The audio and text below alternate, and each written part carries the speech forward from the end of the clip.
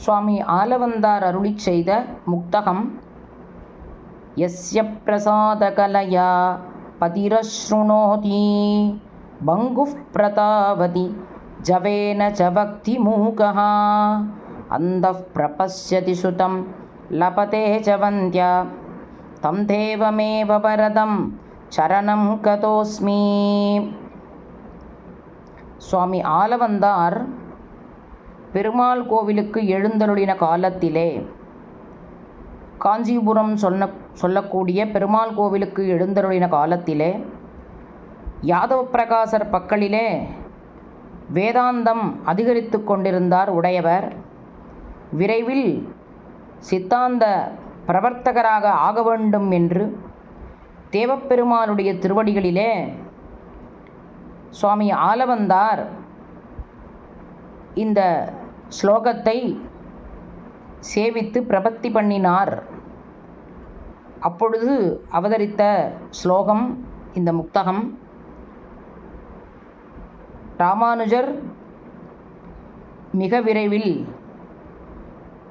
சித்தாந்த பிரவர்த்தகராக ஆக வேண்டும், அவரே அடுத்த ஸ்ரீ வைஷ்ணவத்தை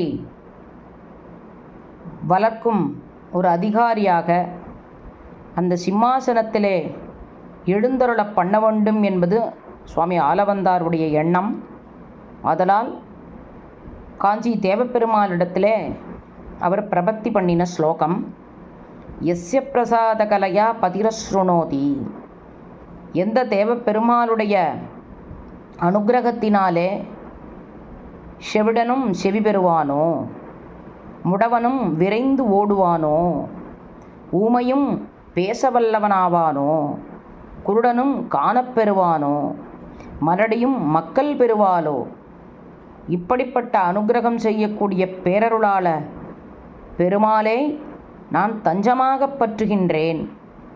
இந்த ராமானுஜரை சித்தாந்த பிரவர்த்தகராக ஆக வேண்டும், தேவரீர் ஆக்க வேண்டும் என்று தேவப்பெருமாளிடத்திலே விண்ணப்பம் பண்ணி இந்த ஸ்லோகத்தை அருளிச் செய்தார் சுவாமி ஆலவந்தார். யஸ்ய பிரசாதகலயா பதிரஸ்ருணோதி பங்குஃ பிரதாபதி ஜவேன ச பக்தி மூகः அந்தஃ பிரபஸ்யதி சுதம் லபதே ச வந்த்யா தம் தேவமேவ வரதம் சரணம் கதோஸ்மி.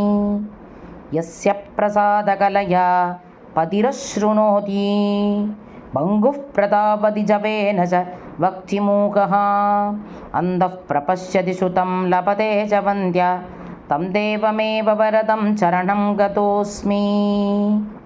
சுவாமி ஆலவந்தார் திருவடிகளே சரணம்.